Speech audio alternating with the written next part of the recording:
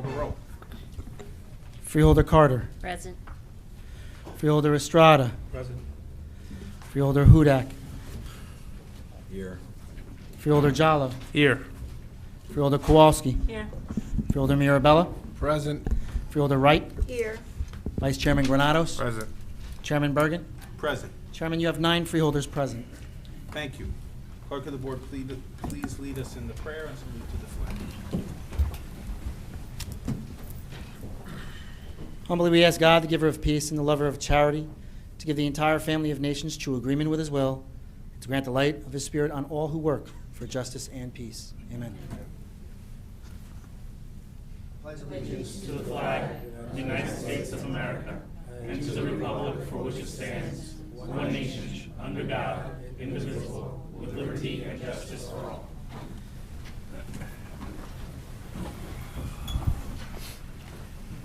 Clerk of the Board, would you please read the statement of compliance with the Open Public Meetings Act?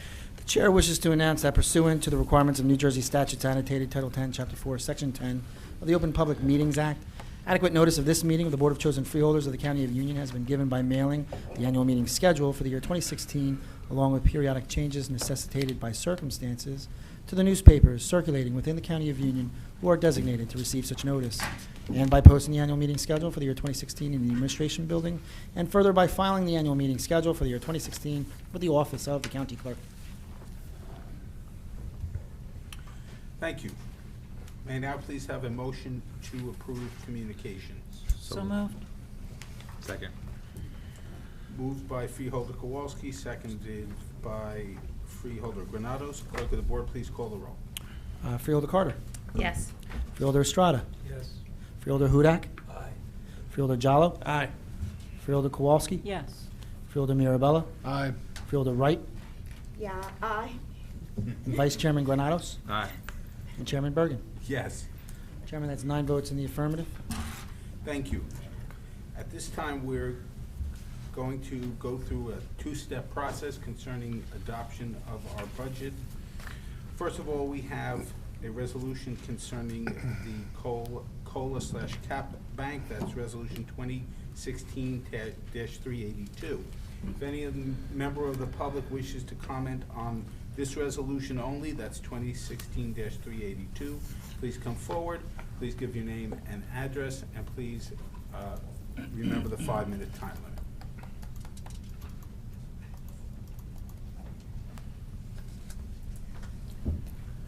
Good evening, Chair Bergen, ladies and gentlemen of the Freeholder Board, Bruce Patterson Garwood. I did ask my questions when it was first introduced in a previous meeting, and you noted, or Bibby Taylor did, no cap monies are being used, which is commendable. I appreciate that. But I've asked this question many times, and I never really got an answer. Why are these two things combined, or why aren't they separate? In other words, resolution to exceed the county tax limit and to establish a cap bank. And I guess the subsequent question is, that part one, are we exceeding the county tax levy limit, which sounds like that goes back to the cap bank. But if just somebody could answer that. Thank you very much.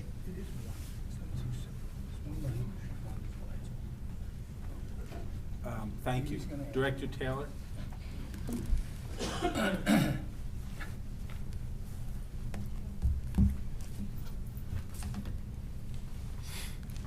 Good evening, Chairman and members of the board, through you. The COLA resolution, as prescribed, is determined by the state, and it is one that the county has to follow in the same format and language that is provided by the Division of Local Government Services. As mentioned previously, this resolution essentially establishes us to bank any unused portion of the levy that we do not need. The 2016 cap that is established here is not utilized in the adopted budget. Thank you. Mr. Patterson, just to be clear, the resolution is in the form it is because the state of New Jersey tells us that's the form it has to be in. Is there any other member of the public who wishes to address this resolution only? Please come forward. Yeah, John Berry, Kenilworth. Not really my question, but how much are you putting into the cap bank? Director Taylor, if you could.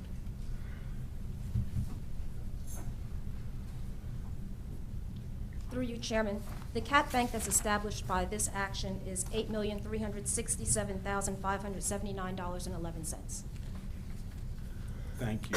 And that figure is right in the middle of the resolution. Yes, sir. Thank you. Any other members of the public wishing to comment on this resolution only? Seeing none, I'm going to close that portion of the meeting. And I would call upon our fiscal chairman, Freeholder Mirabella, to please move Resolution 2016-382. Yes, thank you, Mr. Chairman. I'll move 2016-382. Second. That motion has been made by Freeholder Mirabella, seconded by Freeholder Kowalski. Clerk of the board, would you kindly call the roll? Freeholder Carter? Yes. Freeholder Estrada? Yes. Freeholder Hudak? Freeholder Jallo? Aye. Freeholder Kowalski? Yes. Freeholder Mirabella? Aye. Freeholder Wright? Yes. Vice Chairman Granados? Aye. And Chairman Bergen. Yes. Chairman, you have 9 votes in the affirmative. Thank you, Mr. Clerk. We're now going to move to Resolutions 2016-383 and 2016-384, which is the formal adoption of the county budget. Before we open this up for public comment, I would once again ask that our fiscal chairman, Freeholder Mirabella, offer some comments on the budget resolutions. Yes, thank you very much, Mr. Chairman. Following our review of the 2016 budget and over the past several months, we are now set to pass it tonight. Since the county manager presented his executive budget in February, the fiscal committee was able to reduce the tax levy by an additional $898,226, all done without the loss of any jobs or impact to any services. The overall result is a tax increase of just 2.98%. The average result is an increase of about $50 in Union County. I would note that the governor's budget is at a 3% increase. As Chairman Bergen has noted, there are pressures upon the county which we have to take into consideration in this budget process, and our goal is to keep taxes down, and that is difficult for a number of reasons. The county is responsible for mandated services by the state without funding that accompanies those mandates. This is not a new thing that counties deal with and municipalities deal with. Over the course of time, state funding has been reduced. And for instance, casino revenue has diminished since 2008. We used to use this funding for paratransit funding and paratransit work. Now this is all funded by Union County. Peer group funding has diminished to the tune of $800,000 per year, leaving the county to pick up the tab for continued social services. Another example of money the state is not sending to counties and municipalities, for that matter, concerns the Transportation Trust Fund money. Of an estimated $565 million that counties across New Jersey need to operate and maintain their roads and bridges, the state has funded only about $79 million statewide, leaving counties responsibility for more than $450 million. County roads and bridges constitute about 35% of the state's traffic, yet receive only 6.7% of state funding. Finally, the county manager noted in his executive budget, the latest concern is criminal justice reform, bail reform. This is another unfunded mandate from the state. Though it may not actually fall within a state mandate, state pay law, it does require all counties to spend money, and there are no state monies to pay for these mandates. Despite all of this, this year's final budget demonstrates Union County's continued economic growth and success by our sound management and budgeting practices as validated by Moody's recent determination of a AA1 bond rating. Another significant measure of Union County's economic growth is the increase in our rateable base by 2.5%, or $1.6 billion in equalized value over 2015. This is the largest increase since 2007 and our second consecutive annual increase. On a related note, the strong real estate market has resulted in the increase of more than $1 million in realty transfer fees realized by our county clerk's office.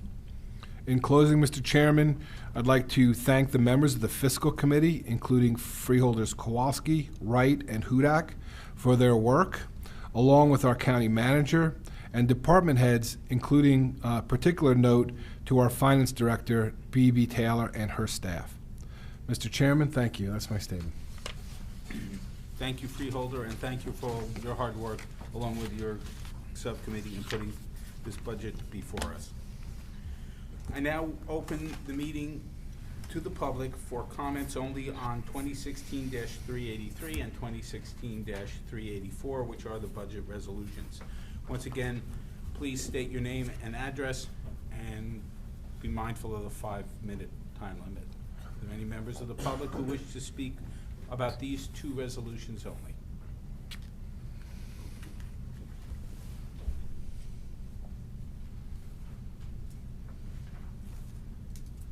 Good evening. I'm Mike McTiernan, Council President from Summit. I live at 55 Fernwood Road in Summit, New Jersey. I'd like to first thank Chairman Bergen, Fiscal Chairman Mirabella, the Freeholders, and Mr. Fayella on their hard work on this 2016 budget. I know from experience of working on the City of Summit's budget, it's a very time-consuming process, and it's fraught with difficult decisions. And this budget obviously has many good points. Of note is the county's continued investment in infrastructure. We've appreciated the county's contribution for improvements, for example, to Bryant Park. I know our ice hockey teams are going to benefit as well from the investments that the county's making in Warreninco. And I'd also like to congratulate the Freeholders on increasing their surplus, as Mr. Mirabella stated, by 77% to $55 million. It shows fiscal prudence. In Summit, we also understand how difficult it is given the demands for services and dealing with unfunded mandates. But I would, though, continue to, as we do in Summit, to advocate for budgets that come in below the 2% level. I understand that the county legally complies with the 1977 appropriations cap as well as the 2010 levy cap. But I would ask, though, and actually plead, to please adhere to the spirit of those laws by trying to get below the 2% level. The latest figures available for New Jersey household income show that it was up just 2.5% for the latest year available. And again, that's below just this tax increase. With equalization for Summit, we've seen an average increase of over 6% a year in our county taxes over the last 5 years. 3 years of income growth equates to 6%. So just in 1 year, that equates to 3 years of income growth. So again, I understand how difficult it is. I appreciate all the hard work that you as a board have done. But again, I would just advocate, please, to try to get below that 2% level as we try to do in Summit. Thank you. Thank you. Thank you for your comments, Council President. Anyone else from the public wishing to speak? Good evening, Chairman and Freeholders. I'm Sandy Leza, 72 Prospect Street in Summit. I am a councilwoman there, and this year I also was chair of the Finance Committee. Again, this year Summit went through a very rigorous process for our budget, and having spent my entire career excuse me, in finance, I can appreciate the time spent, the deep review, the pluses and minuses in coming up with the final numbers. I just wanted to review where we ended up in Summit. First of all, our tax bill is 50%. It goes to our schools, 21% for our city, excuse me, city and library, and about 29% for the county and open space. This year, our municipal increase is 0.84%. Our schools are about 1.8%. And we've been keeping these numbers very low over the past few years. I'm here because I've heard from a lot of my constituents about their concern about reaching a tipping point. People are not choosing to stay in Summit after their kids finish college in a few years. People are leaving. We're not attracting retirees. We're not looking very favorable compared to some of the counties around us, and even indeed to Westchester. You know, we all realize we're in a high-tax state, and I think it's going to take some major initiatives on behalf for each of our governing bodies, and including you, to rein in spending, because I'm concerned that as years, you know, in terms of for all of our terms, things may be, you know, moving along, but I think we're going to be reaching a tipping point, and we're going to have to take a harder look at public-private partnerships and really taking the major initiatives in order to see savings and even cuts. Thank you again for your efforts. Again, we've gone through the same thing, and as Council President McTiernan said, we really would urge you to stay below the 2% cap, if at all possible. Thank you. Thank you, Councilwoman. Any other members of the public to speak about these two resolutions only?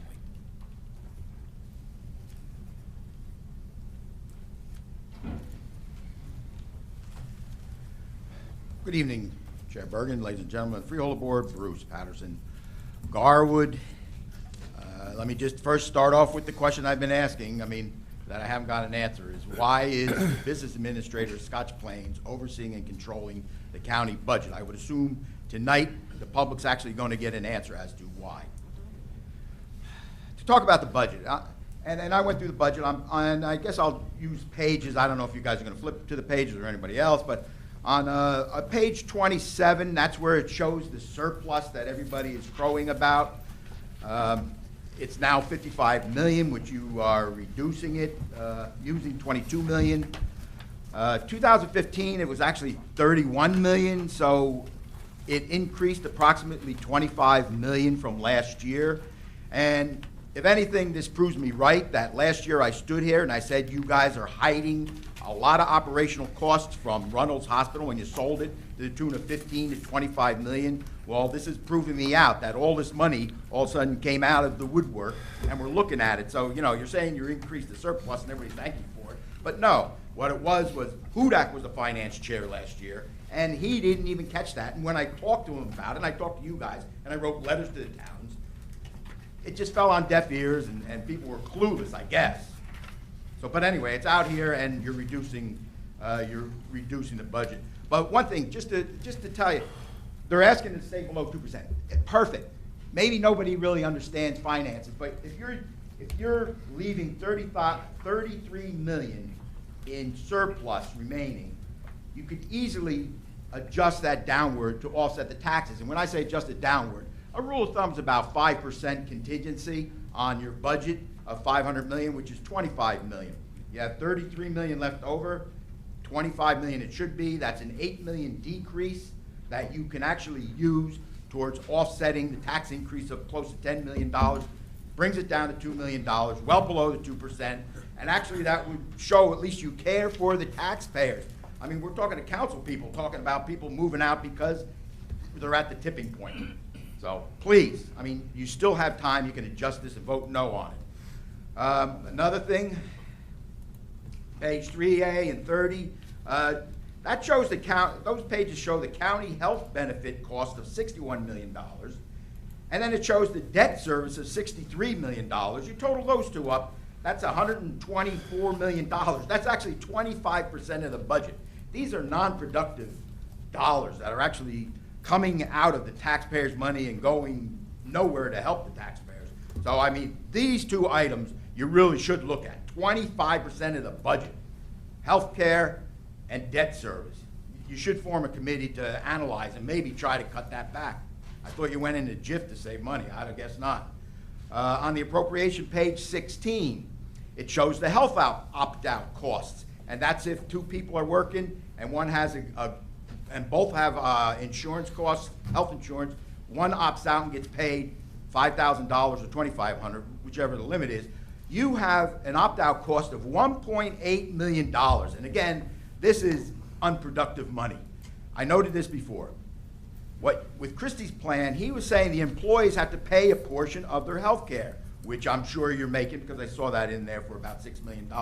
So you can eliminate the opt-out, and the people who are not taking the health care, if they want to take the health care, all of a sudden are looking at paying thousands towards that health care, and so you're going to be able to keep the opt-out in the budget, and they're not going to go because they don't want to spend the extra couple of $1,000s for health care that they're not going to use because they're already covered in health. There's a savings for you right there. I've mentioned that before. A good program that you're putting forth, of course, is the countywide shelter for the animals. I think that's a good idea. A couple of questions, hopefully somebody can answer. Page 20 on the appropriations, Division of Social Savings, Social Services, on salaries and wages. There's an expenditure in 2015 of $30 million, and reserved is $4 million. This is 2016. Why is that's 13%. Why is there $4 million reserved on the expenditures of $30 million in 2015? This needs explanation. Another appropriation, page 29, is the debt, and the interest of notes on that one line item went from $585,000 last year to $2.6 million. Just roughing out, it looks like we were carrying $30 million last year. Now suddenly we're carrying $130 million. This really needs some explanation also, because I don't remember you guys churning up a lot of debt. Appropriation page 33, on the very bottom, the general appropriation shows $478 million with a reserve of 27. Mr. Patterson, I have to call you to a close. Your 5 minutes is up. Thank you. Please address the budget. Vote no on it. There's major issues in there.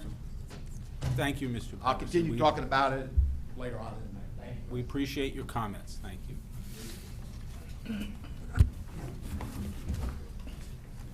you. Director Taylor, if maybe you could try and address those last two questions, which seem to be substantive.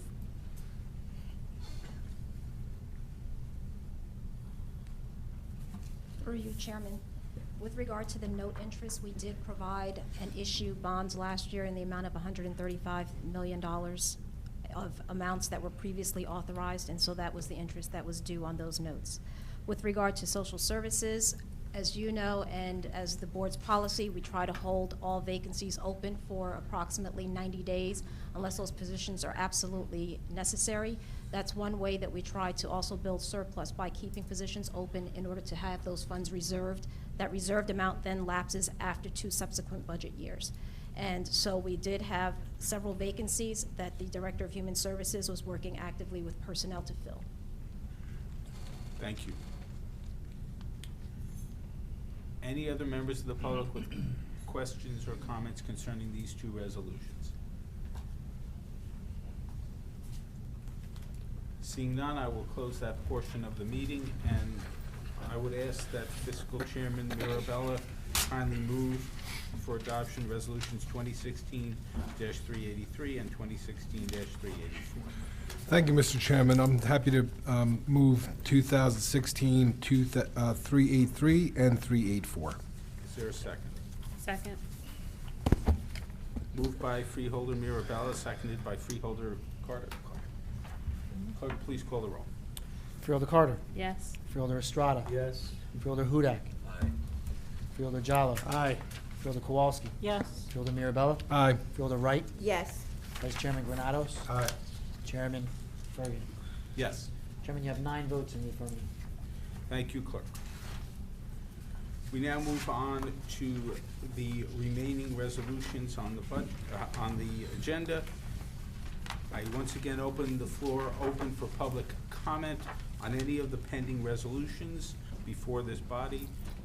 Once again, please state your name, address, and the resolution which you're referring to, and once again, mind the 5-minute time limit. Any members of the public commenting on other pending resolutions? Good evening, Chair Bergen, ladies and gentlemen of the Freeholder Board, Bruce Patterson, Garwood. It's a pretty innocuous agenda, so thank you very much for that. But of course, I do have comments. Number 394. I wouldn't expect otherwise, Mr. Page 3. Open space. I'll talk about open space in the public commenting period. But just to bring up In fact, the rest of them, you're giving out contracts to various professionals, and I stand up here every time and I point out that all these professionals are donating a lot of money, and I'm just going to go through it because there's a lot of them on this one. 397 on the page, bottom of page 3. Mazer Consulting getting close to $60,000 for, and this is professional design, construction, administration, and inspection for a fishing dock. $60,000. Basically design and inspection services. Not even a shovel in the water for the dock. $60,000. He donates to the freeholders and their cronies $18,000 in 4 years. Number 401 on page 4, amending a resolution in Neglia, but there's no dollar for that. I don't know if somebody can at least talk about that, but Neglia, $14,000 to the freeholders and the cronies in 4 years, political donations. 404, Roth Diakini, Legal Services. He's getting an amendment, $50,000 for $125,000 total. He donated to the freeholders and their cronies $33,000 in 4 years. Bauch Zucker Hatfield, Legal Services, $100,000 amendment to $200,000. He donates to the freeholders and the cronies $43,000 in 4 years. On 407, page 5, Palumbo, Renaud, and Apollonia. Apollonia is a new partner. Congratulations to her. $10,000 amendment for legal services for a tune of $70,000. He donated $39,000 to the freeholders and their cronies in 4 years. So you know what? Actually, these are probably savings you can do into the budget if you pass pay to play. That's another thing I was talking for many years. We're just looking at these extra monies going to these guys, and they turn around, give it to the freeholders. That's about it. Let me see one thing. 399 on page 4. Oh yeah, the various asphalt overlay for park maintenance, not to exceed $258,000. This is a question. Is this going to come out of open space trust fund monies? That's my question. Thank you very much. Thank you, Mr. Patterson. County Manager, if you can just respond on number 399. Through you, Mr. Chairman, no, they will not become out of open space. And Mr. Patterson, as to your question on 2016-401, the reason there's no dollar figure in there is because the original resolution has a dollar figure which is not changing, only changing somewhat the scope, but the dollar figure isn't changing. Are there any other members of the public who wish to come forward and make any comments or questions concerning pending resolutions only? Yeah, John Burry, Kenilworth. Just one thing. On this 401, you know, the Oak Ridge Park, you know, the new design. Actually, I think there's a bicycle walking path there already. And on the turf field, is that going to be a football field, a soccer field? And can you just kind of bring, you know, I haven't been following this, what is going to be there? I mean, I guess there's this turf field and bicycle path, but is that added to anything else? And what's the time frame for, you know, stuff starting to be built, assuming it's not? No, that's it. Thank you. Mr. Zuber?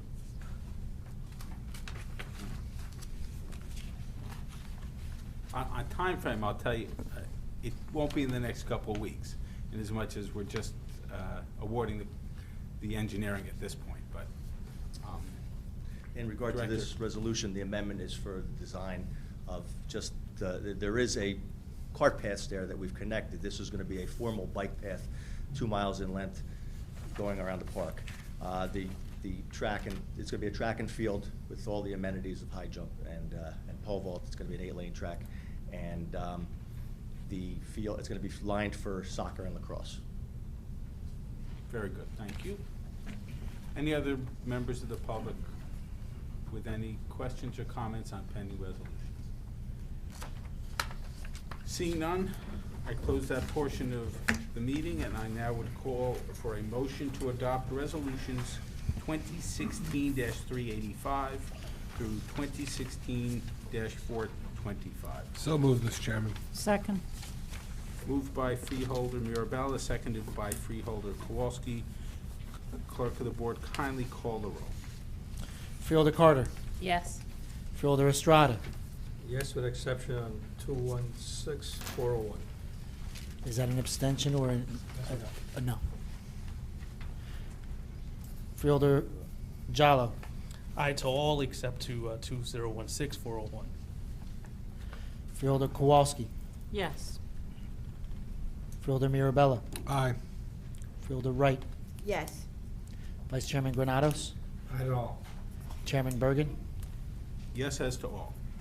Chairman, you have 9 votes in the affirmative with all, 8 votes in the affirmative with all resolutions, with the exception of Resolution 2016-401, where you have, 6 votes in the affirmative with 2 abstentions, 2 noes. Thank you, Mr. Clerk. I would note for the record, Freeholder Hudak was suffering terribly from a cold, and he did stick it out for most of the meeting, but he hopefully went home to bed. He's hurt. I would now open the meeting to the public for comment on any governmental issue that a member of the public feels may be of concern to the residents of the county. Once again, I would ask that you please give your address and mind the 5-minute time limit.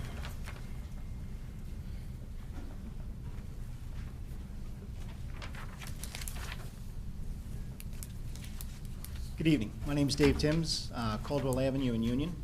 I am with Operation Rebound. I just want to take this opportunity to thank the Chairman Bergen and Freeholder Jolly for meeting with us earlier, explaining about our program for helping disabled and wounded veterans and first responders. It's an active racing team we have in New Jersey, and our goal was to get in touch with as many veterans and first responders as we can and build a network around them to help them get back into an active lifestyle. The chairman and the freeholder gave us an opportunity to explain that program to him today, and we look forward to working with the entire freeholder board in the future and hopefully making our program a big success, and with your help, I think we will. Thank you very much. Thank you very much, and I would just say it was great meeting with you, and I'm looking forward to us working together. Thanks. Any other members of the public wishing to come forward and speak on any governmental issue?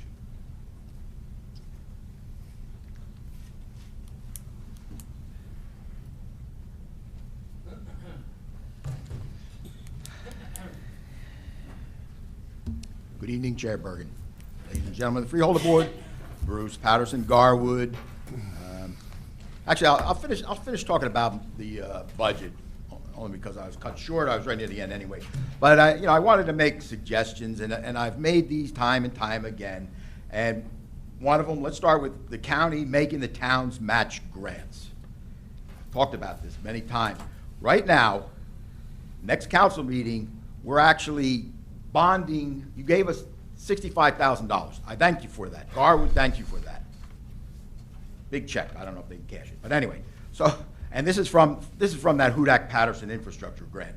But the $65,000, Garwood is going to have to bond to get that 65. They're actually bonding 65, and that's going to be a 15-year bond for whatever the street is, Center Street, I think. But anyway, that's just not right. I mean, forcing the towns to actually bond more and for 15 years just to get a grant. Somebody, I forgot who it was, just recently just talked about bail reform and how the state is forcing you to spend money. Well, here you are. You're forcing the towns to spend money, to actually bond for money, which is even worse because now it's stretched out over 15 years with interest. It's going to be connected, by the way, with another street bond. So, but it's being bonded. You're forcing the towns to increase taxes. That's not right. And yet you cry about the bail reform. And Jala said that was apples and oranges. He's wrong. He's wrong. The state's making the county raise taxes like that, and the county's making the towns raise taxes. That's an apple. That's an apple. Jala's totally wrong on that. No, not right. Stick around. I guess that we'll leave that as that. But anyway, I'll tell you, moving forward, you got to address these non-productive monies, the matching grants, the abuses. Oh, yeah. The last year, Sheriff Cryan, he gets $355,000. No, he makes the taxpayers pay $355,000 for some Saturday morning accident. We paid it out of our pockets. You turn around, you give him a raise. That's just abuse. That's complete abuse. There's no accountability. I think you better introduce some kind of accountability and make sure everybody's on the up and up. Reduce the tax impact to $2 million. It's too late now, but that would have been a perfect time. Obviously, these monies are going forward, and I found more monies hidden in it in the budget, which will come out in the surplus as a running fund balance. So we'll look forward to next year too. So anyway, we need critical thinking. We need critical thinking going forward. $500 million. And to tell you the truth, I mean, a lot of these programs are fairly tepid. I think they're too costly. Please, moving forward, think about it. Thank you. Let me tell you what, I got something. Open Space Trust Fund. This you're bringing out to the voters, obviously, in November. And I have last year's, and I look at this year's, and when it comes to Open Space Trust Fund, you're not even spending any money for Open Space Trust Fund, and yet you want to extend the Open Space Trust Fund permanently. It makes no sense. I'm looking at millions being spent for salaries and wages and other expenses. That's $3 million. Payment of bond principal, interest on bonds, interest on notes, loans, $5.4 million. Again, non-productive money. 5.4 and 3 is 8.4. Lease payments, another 200 grand. 8.6. You're going to be getting 9.9 million. You're forecasting. That's all that's left is 1.3 million. So why the hell are you going out for some kind of permanent tax? It makes no sense because there's not even open space left. Well, there is, but I mean, not any open space left that you're buying or you're even considering buying, and you won't have the money anyway unless you bond. Thank you very much.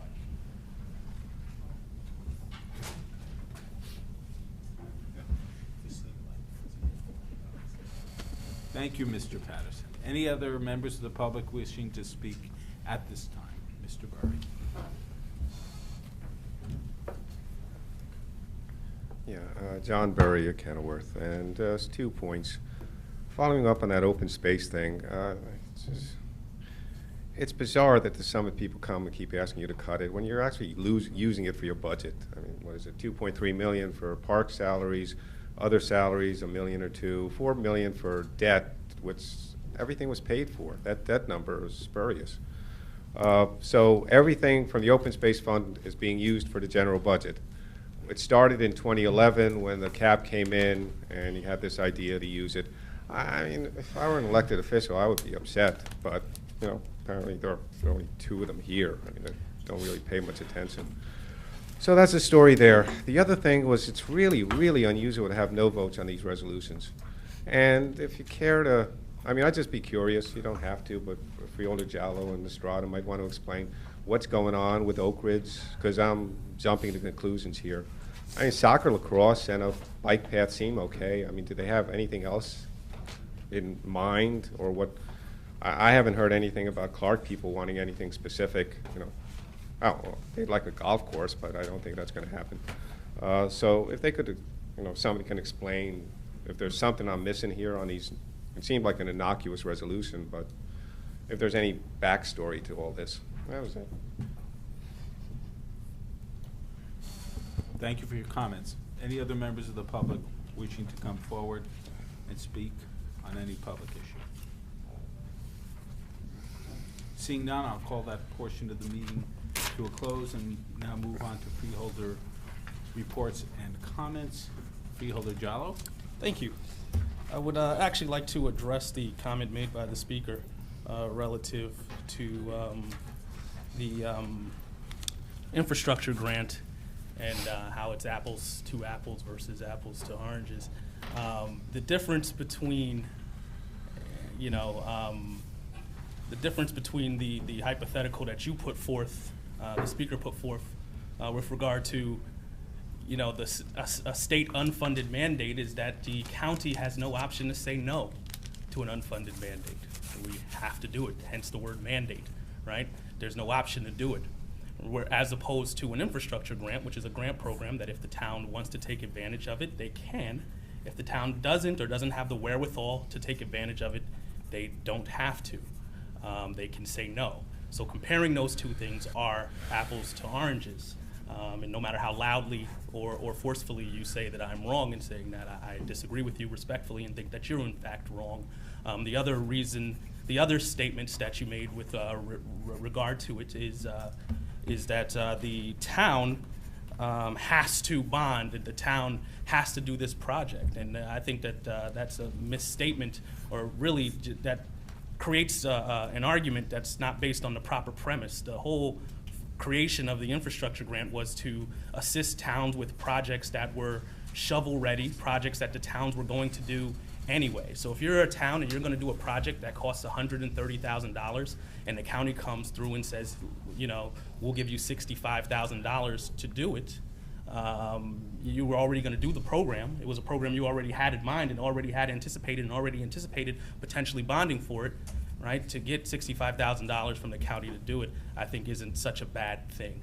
It did not work the other way around. The towns aren't now forced to bond to do the program, and I think that's a mischaracter. Excuse me, I let you speak without Mr. interrupting. Patterson. Please let me do the same thing. Please. Thank you. Please, Thank you. Mr. Patterson.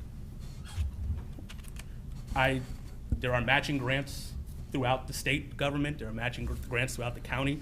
This speaker has, throughout the years, made statements that he disagrees with matching grants. I think that's a fair statement to make. I disagree. I think that in various instances, it's important to show the town's commitment. Just like for the state and the federal government, they like to see the county's commitment and like us to match. I respect an opinion that there shouldn't be matching grants, but I disagree. And I think that our infrastructure grant is a grant idea that has happened.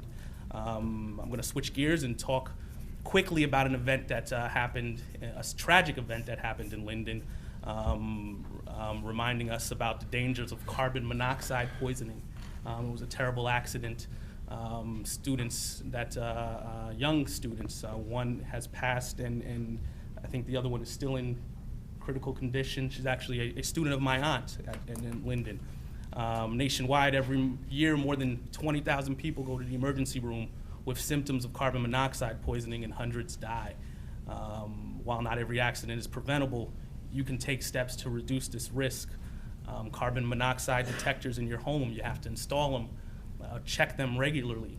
I know myself, I had an opportunity to find that my carbon monoxide detector works quite well. I was barbecuing outside in my just outside the garage there, and after I was done cooking, I went inside and took a nap.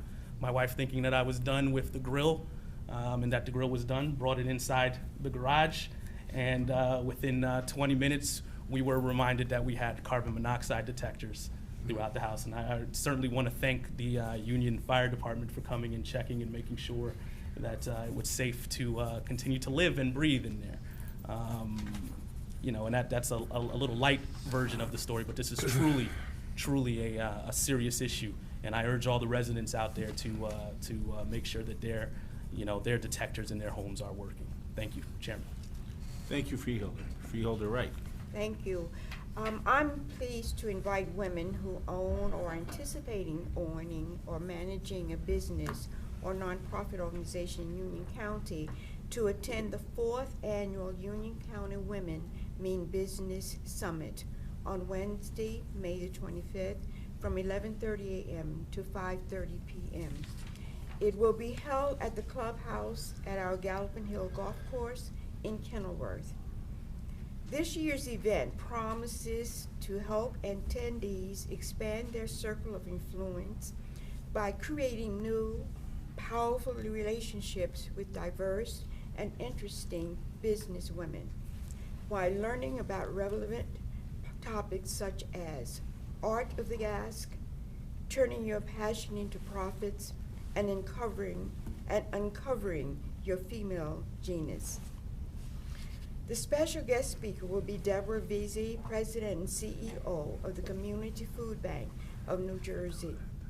Since its founding in 1982, the nonprofit organization and its partner charities have distributed 600 million pounds of food valued at approximately $1 billion. For more details about the program and to pre-register online, visit ucnj.org/UCMB. Businesses interested in sponsorships may also contact the Union County Department of Economic Development at 908-659-7412. Thank you very much, Freeholder. Freeholder Kowalski. Thank you, Chairman. I'd like to thank everyone involved in the Teen Arts Showcase that we held at the UC Performing Arts Center last night. We had hundreds of people there. We had 16 acts from around the county. We had jazz band from Plainfield, dancers from Cranford, Elizabeth, and Linden. The big groups like the Rawway Middle School Theater was great with Lion King, but I was especially impressed with one of the soloists, a young man from our magnet school, Robert Argasinski, who performed a piece on the piano that sounded to me like it could have been written by Rachmaninoff, but this young man wrote the piece himself and performed it himself, and got a big round of applause. But everybody was great. Also, Mr. Fenley Lamoth from Alexander Hamilton Academy in Elizabeth, a dance to rival Michael Jackson. I think everyone in the audience would agree. And of course, County Manager Al Fayella and I had a very good time there introducing acts, and Freeholder Vice Chair Sergio Granados as well. And so I just want to thank all the students, all the teachers and family members, the Cultural and Heritage Affairs staff, and of course the staff and volunteers at the County Performing Arts Center. We have a couple of opportunities coming up in the near future. If you're interested in becoming a certified home health aide, our Department of Human Services is offering a training program that leads to certification by the New Jersey State Board of Nursing. It begins in July, but space is limited, so if you're interested, you should call now to reserve a spot. You need to be 18 years older, and have the ability to read, write, and speak English proficiently, and be able to perform physical tasks required of home health aides. For more information, please call Donna Farrell at the County Division of Aging, 908-527-4858. That's 527-4858. As we've been doing for at least the last 10 years, we have a BioBlitz nature survey planned again this year, and this time it will be on June 10th and 11th. That's starting the evening of Friday, June 10th, and continuing through the day on Saturday, the 11th. And it will be at Kwame Park and Blackbrook Park, Kwame Park in Union, Blackbrook Park in Kenilworth, and the Galloping Hill Golf Course. All these parks are contiguous to each other, so we'll be in various parts of the same park region. And registration is still open for scientists to join survey teams, and as always, the public is invited to visit and participate. So that's June, but coming up this weekend, we have the Master Gardeners Garden Fair and Plant Sale outside Trailside Nature and Science Center in the Watchung Reservation. And that's really a great place to pick up both indoor and outdoor plants. We have flowers and decorative plants, as well as herbs, vegetables, all at very reasonable prices and for a good cause to support the Master Gardeners, who also run a free garden helpline. That's at 908-654-9852, or you can ask them questions online if you go to ucnj.org and look for Master Gardeners. Thank you, Chairman. Thank you, Freeholder. Freeholder Carter. Thank you, Chairman. First, I'd like to thank the Summit Council members for coming out and speaking. It's always good to hear from the council members from the towns, to hear what they're talking about, and also what their constituents are letting them know. So we do appreciate your comments in coming out here, and we do hear what you say to all of us. Also, May is the month of military awareness, and I want to take an opportunity to thank all of our active and retired military personnel for all of the service that they do. Also, it's a good opportunity. Many of the schools have a lot of military personnel going into the schools, especially those that do not have ROTC programs, to make them aware exactly what enlisting in armed services is about and what they can do for all of us and the safety that they keep us at. And lastly, I am glad to announce that the annual Rhythm and Blues by the Brook free outdoor music festival will kick off the summer season at Cedar Brook Park in Plainfield on Saturday, June the 4th, with an exciting lineup of entertainment featuring Sister Sledge, whose hit song We Are Family became a worldwide anthem at the end of the 70s. The free outdoor festival runs from noon to 6 p.m. and also features high-energy dance music of C&C Music Factory, the Grammy Award-winning R&B act Blackstreet, and guitar-inspired blues act Little Ed and the Blues Imperials. It's a great day. Please, come join us. It's free. The family-friendly event includes free activities for the young children. They'll have an inflatable activity rides, a petting zoo, pony rides, and the children's area will open at 12 noon and close around 4:30 when the main act takes the stage. There'll be food vendors on site. They'll have picnic tables around, and the biggest thing is just come out, enjoy yourself, and many people always have a great time.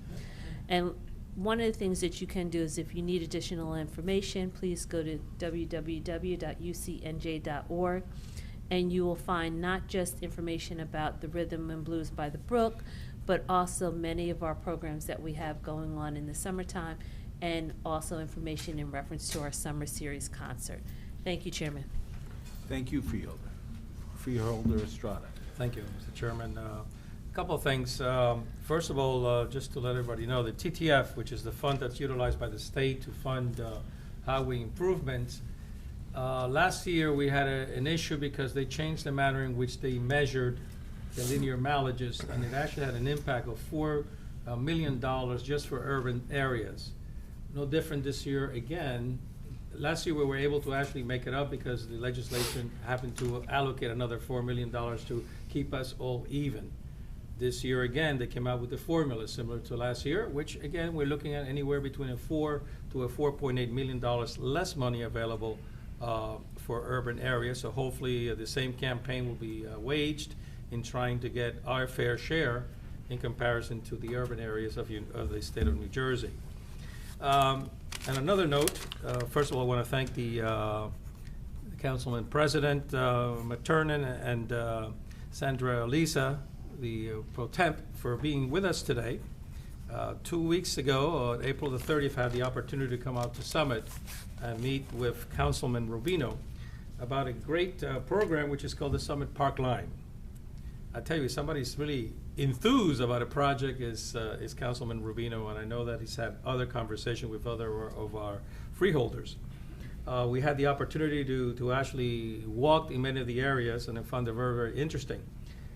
From my vantage point, I see it as a good opportunity to merge not only Summit, but also going through Bryant Park, Hidden Valley Park, and all the way down to the city of my brother here, who, interesting enough, going all the way through to, it's going all the way to Springfield, which in essence, it was something very interesting because I had later, after I came back, I had a conversation with our chair about the issue of how would Springfield view such a project, because it's not only about Springfield but also connecting to the to access to all the way down the north-south corridor in terms of what is that line called?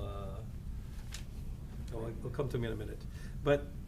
Apparently, there's difference of opinion. Now, Summit is an ideal location to have this linear park. Now, this is a concept that has been studied for many years in utilizing railroad facilities or railroad tracks that are no longer in use or have been deemed unused as a means of having people enjoy it. And I think they exist That's the green waste I was thinking of, which creates another bigger avenue, especially if you like biking, if you like walking, it's a great opportunity. So this particular project, which I know that Summit Council and actually Councilman Rubino have engaged. Now, I can't say it's Summit Council, but I know that Rubino is very involved, and I'm sure it's gonna need the approval of the Summit Council to make it happen. I know that for me it's very interesting. As a matter of fact, we then joined a different conversation about open space. I said, you know, here's a great opportunity, open space. We're considering to increase the take a vote now about open space for in 3 years from now, when the present allocation will terminate, to have this happen. And of course, what I received was the answer, which I'm sure many of you already have heard, that the fact is that that means Councilman Rubino wanted a break from open space.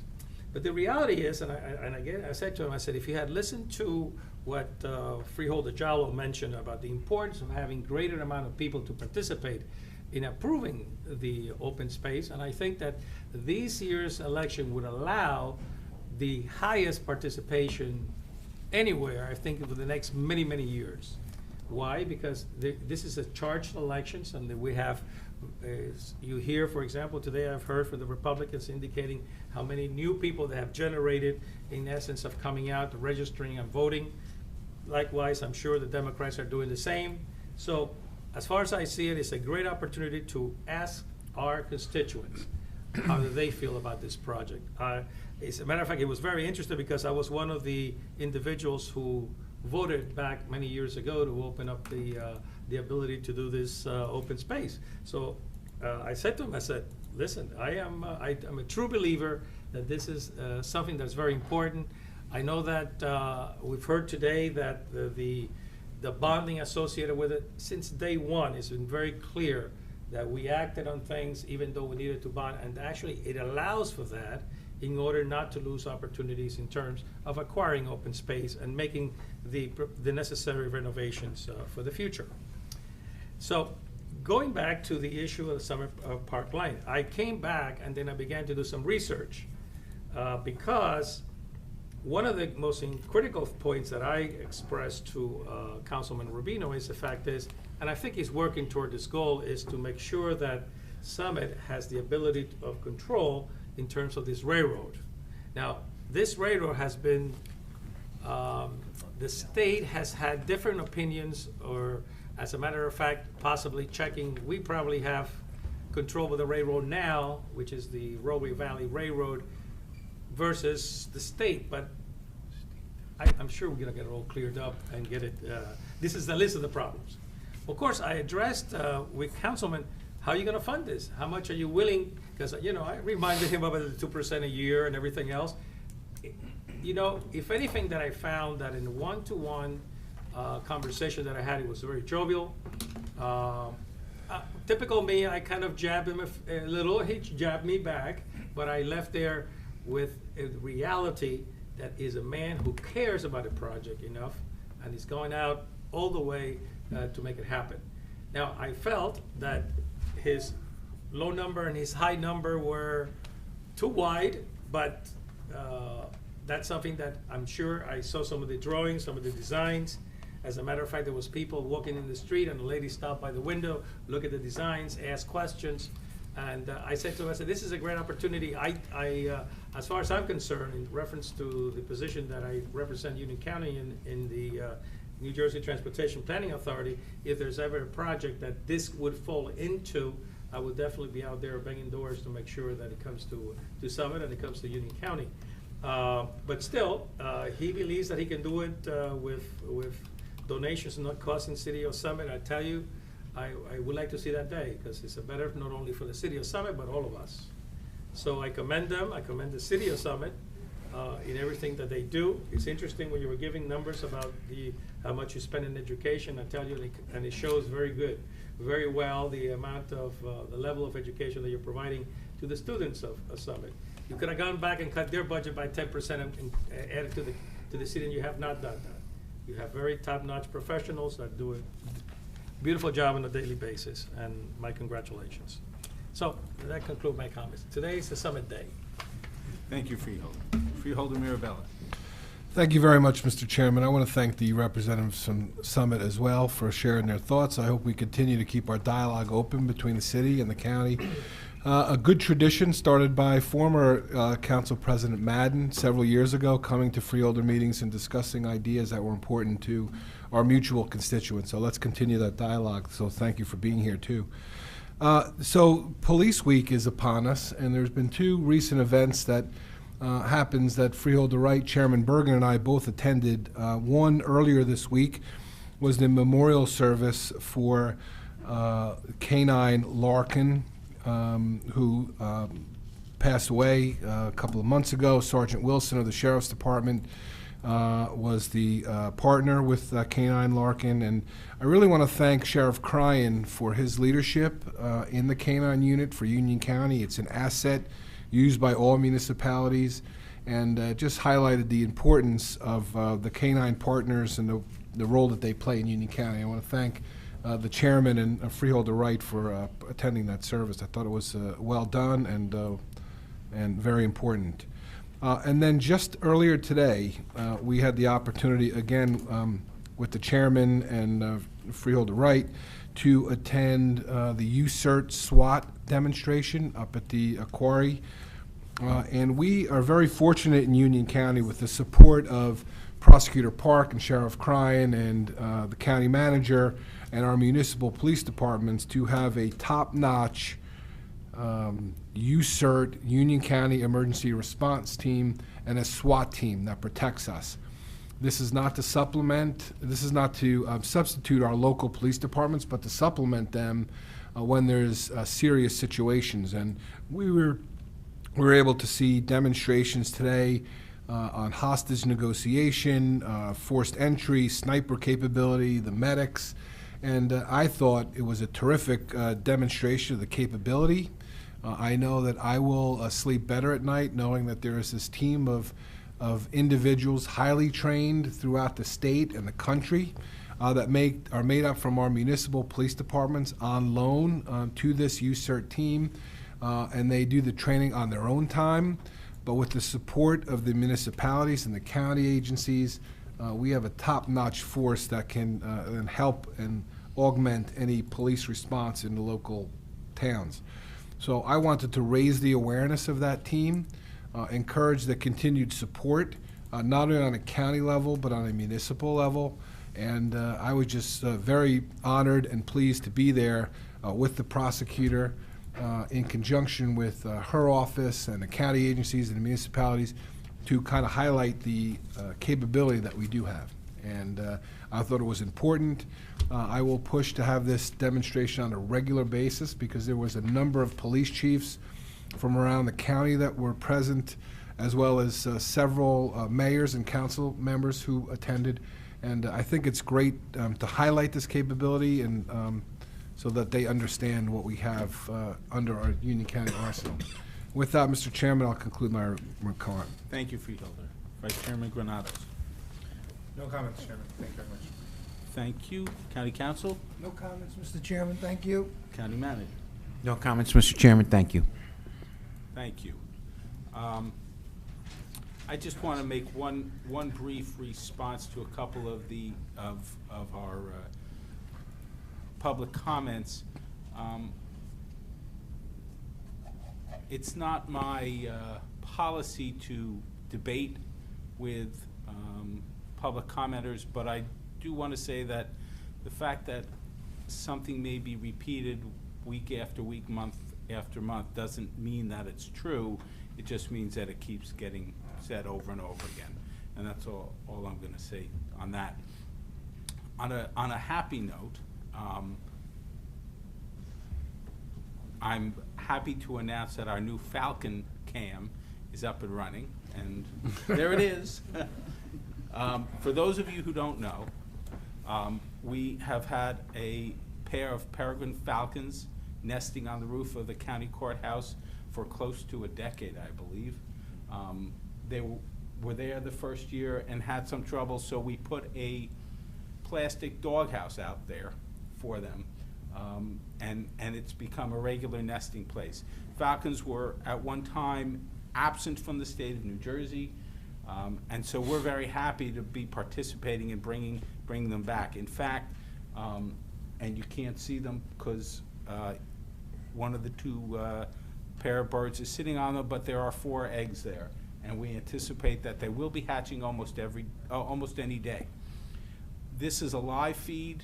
It's available through our website, both this scene, which is the interior, and there's a second camera which shows the exterior. You can find that at ucnj.org/falcon, but I will issue a warning. You could get stuck sitting there for hours watching the birds just doing what they do. It's fascinating, and hopefully we will get an opportunity to see those chicks coming out in the next couple days. I also want to mention, because Election Day's been mentioned, that our County Clerk, Joanne Rajapi, recently updated her Union County Votes app, which is of course available for free through your app store. And what she's done is she's added a link to each of the 2016 presidential candidates' websites.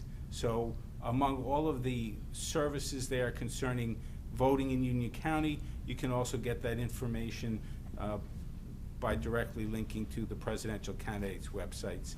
Additionally, the clerk has posted presidential election results from 1920 through 2012, just for those of you who are history buffs. So I do recommend that app. I got it. It has a countdown to Election Day. I don't have it up, so I can't tell you how many days it is till the polls open, but it's right there on the app. And finally, before I close, I do want to remind everyone that at our recent meeting, we postponed our May 19th meeting because of a scheduling problem. So there will be no meeting next week. That agenda session will be at 7 p.m. on May 26th, and the regular session will follow immediately thereafter. So we will have that double meeting on May 26th, but we will not have a meeting next week.